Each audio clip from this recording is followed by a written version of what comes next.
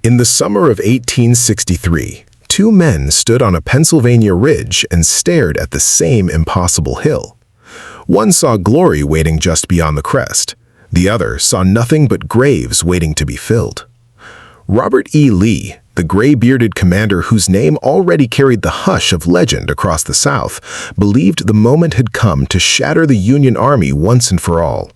Beside him, James Longstreet, stocky, deliberate, the general his soldiers affectionately called Old Pete, felt something colder settle deep in his chest.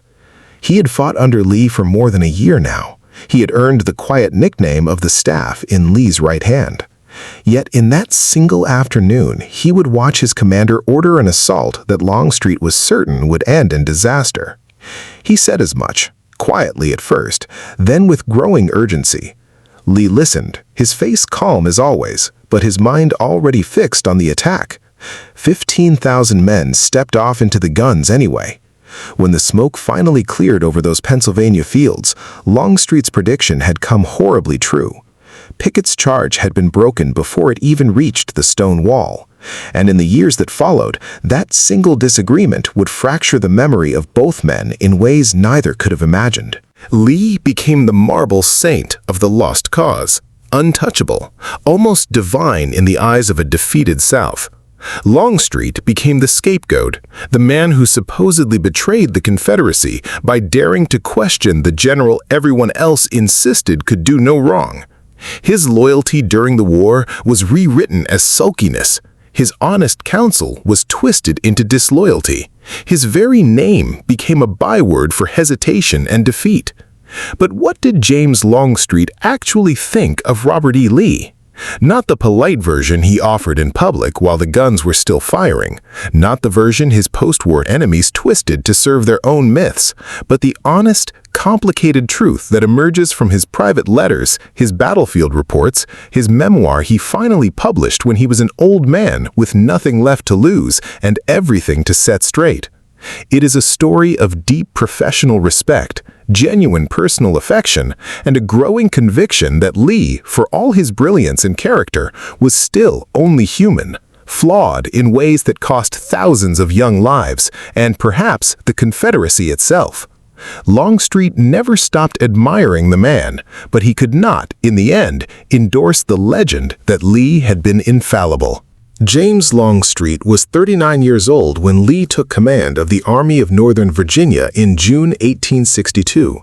He had already fought at First Manassas, had risen steadily from brigade to division command, and carried the quiet confidence of a man who had studied war the hard way, through the dusty battlefields of Mexico and the lonely frontier outposts of the old army. He was not flashy like Stonewall Jackson. He did not inspire the same devotional awe among the troops, but he was steady, methodical, and he understood one brutal fact that many Southern officers preferred to ignore. The Confederacy could not win by trading blow for blow with a richer, larger enemy. Defense, he believed, was their only real weapon. Attack when you had to, yes, but always on ground of your own choosing, always forcing the enemy to come to you. Lee arrived at a different conclusion. Fresh from the swamps of Western Virginia, where his reputation had been bruised by smaller fights, he saw opportunity in audacity. He would take the fight to the enemy, strike hard and fast, and trust that Southern valor and his own tactical eye could overcome Northern numbers and industrial might. The two men met formally in the aftermath of the 7 days' battles outside Richmond. Longstreet's initial impression was cautious but favorable. Lee was an engineer by training, courtly in manner, and spoke little unless he had something worth saying. Yet something in the way Lee listened, really listened, when Longstreet offered practical suggestions about flanking McClellan's army, caught the younger general's attention. Lee did not seek flattery, he sought substance. By the time they marched north towards Second Manassas in August 1862, a genuine partnership had begun to form. Lee invited Longstreet's views not for show, but for the new light they might shed. Longstreet would later recall that Lee always invited the views of his subordinates in matters of strategy and general policy, not so much to have his own views approved and confirmed, as to get fresh perspective. That mutual respect paid immediate dividends on the plains of Manassas. Lee's plan to divide the army, send Jackson on a wide march around Pope's flank, and then have Longstreet slam into the Union left was daring, almost reckless by conventional standards. Longstreet executed it with cold precision and overwhelming force. When the Federals broke and streamed back towards Washington in disorder, Lee rode among the guns under fire, calm as ever. Longstreet watched him and felt something like quiet pride. This was a commander worth following into the fire. The bond deepened at Fredericksburg that December. The Confederates held Mary's Heights, a natural fortress made stronger by stone walls and disciplined artillery. Longstreet's corps anchored the line. When wave after wave of infantry crashed against that stone wall at the foot of the hill, Longstreet's men cut them down with the kind of fire that turned fields into slaughter pens.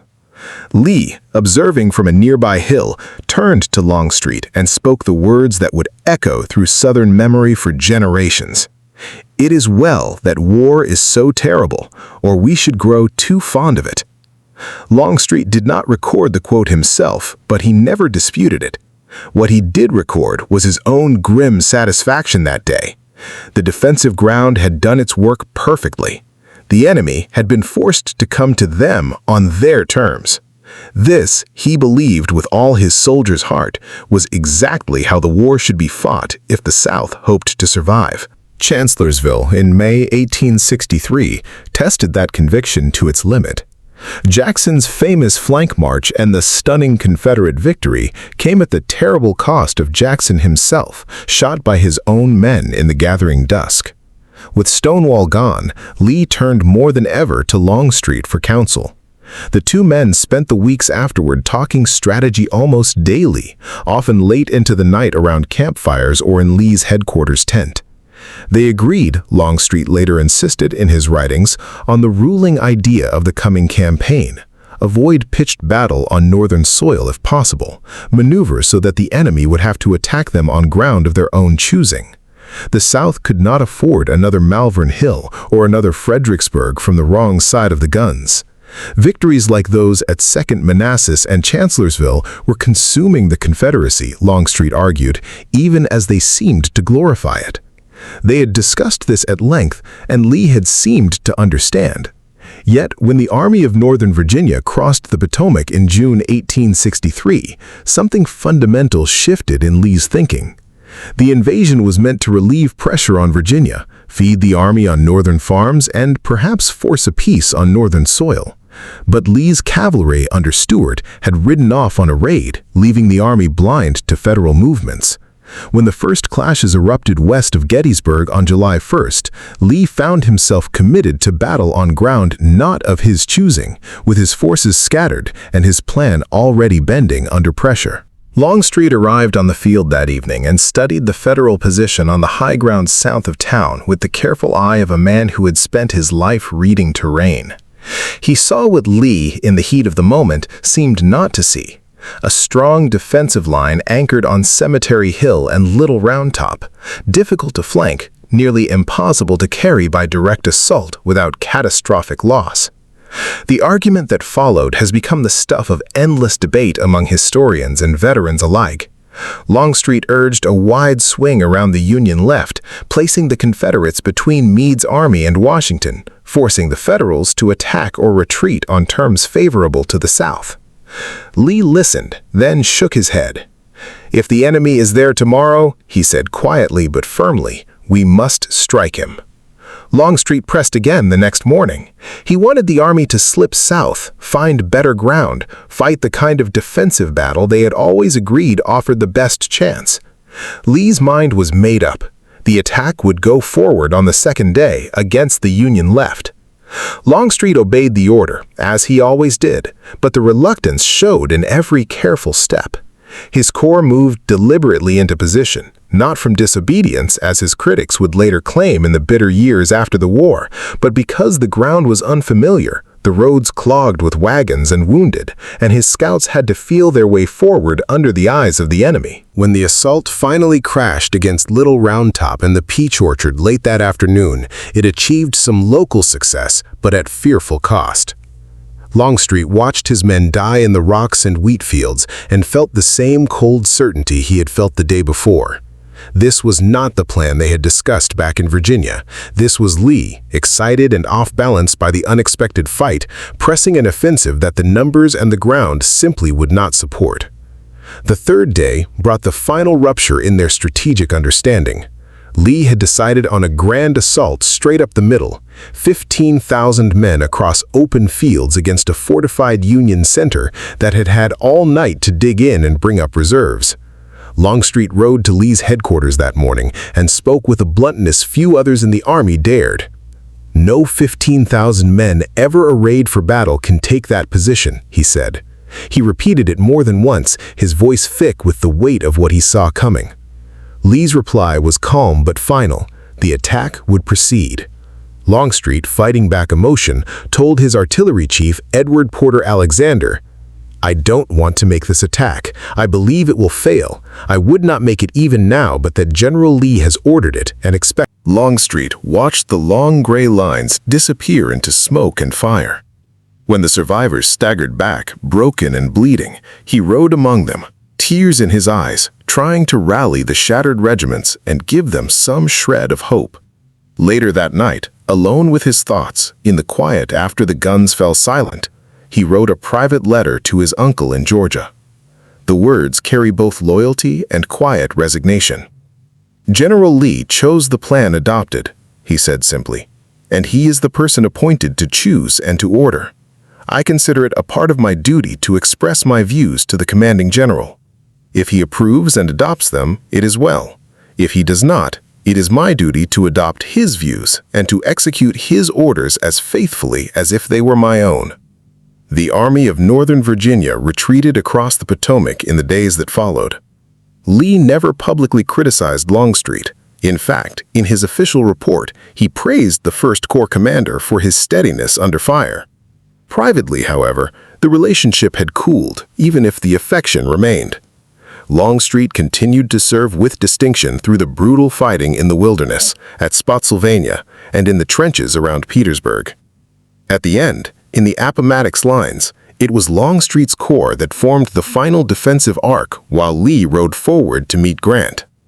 When the surrender was signed, Longstreet stood nearby, still the old warhorse, still ready to fight if Lee had given the word. Lee did not.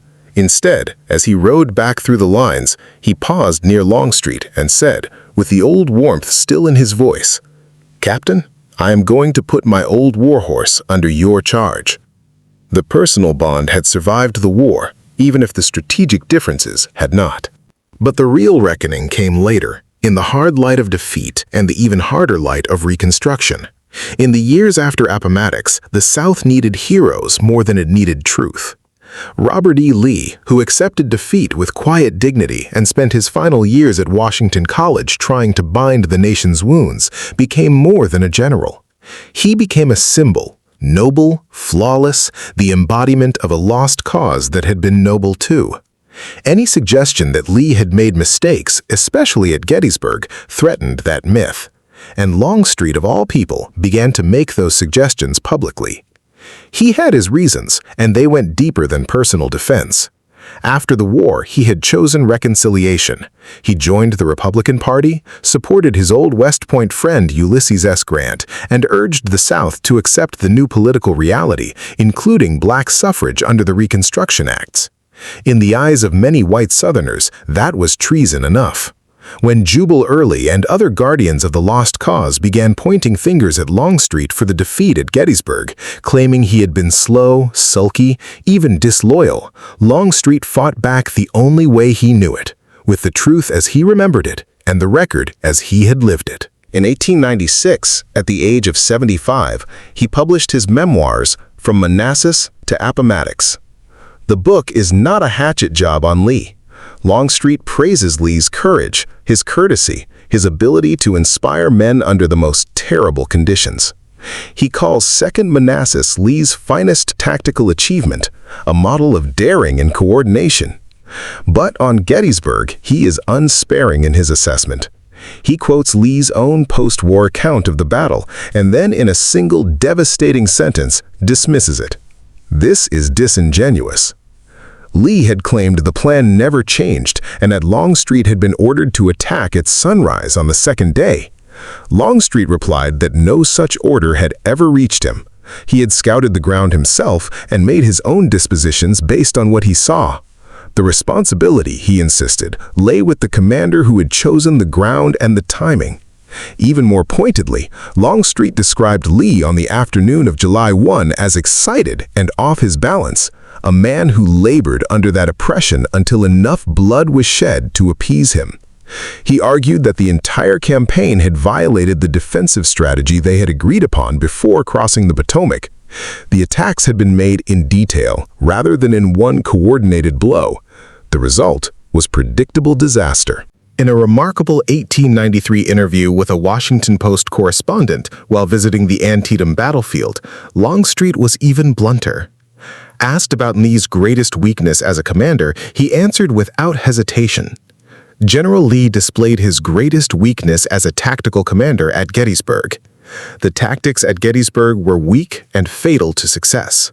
Like Pope at Manassas, Lee at Gettysburg outgeneraled himself. He went on to explain that Lee's impatience to strike once in the presence of the enemy, whatever the disparity of forces or the conditions on the ground, was the one weakness he had observed in his old commander.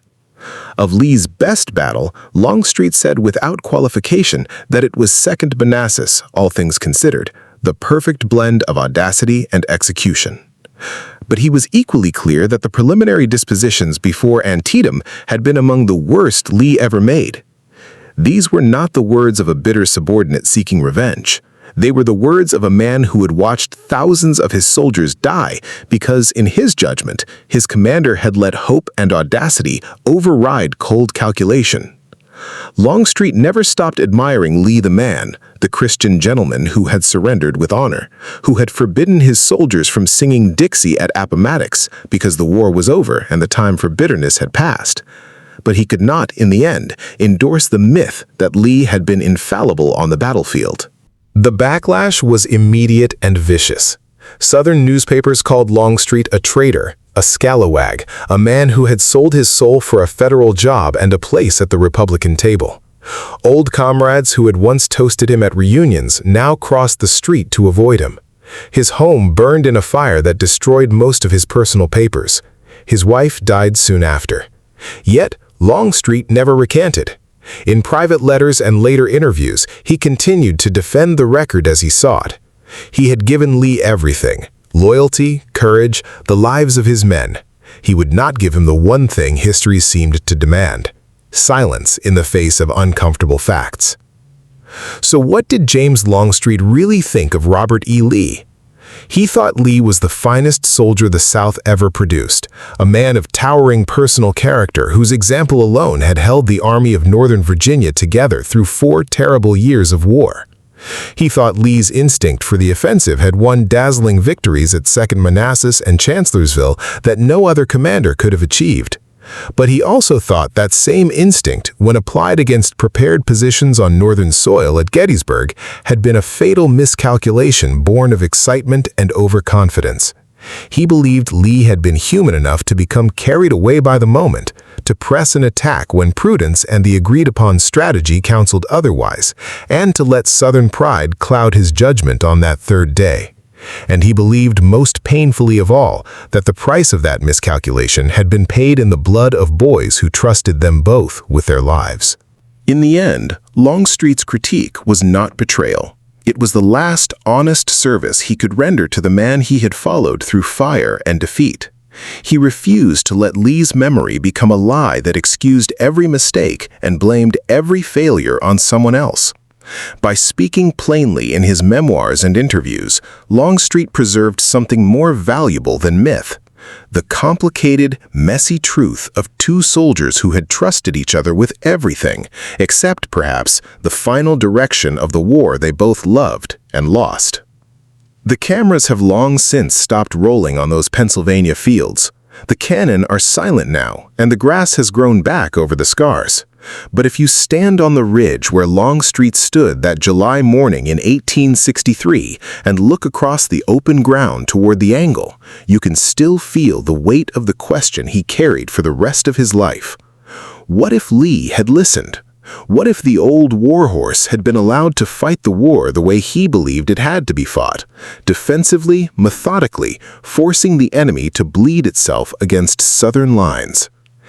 History has no answers, only echoes, and in those echoes, James Longstreet's voice, quiet, stubborn, unflinching, still asks us to look beyond the marble statues and remember the living men who made the choices, bore the consequences, and never stopped believing they had done their duty to the end.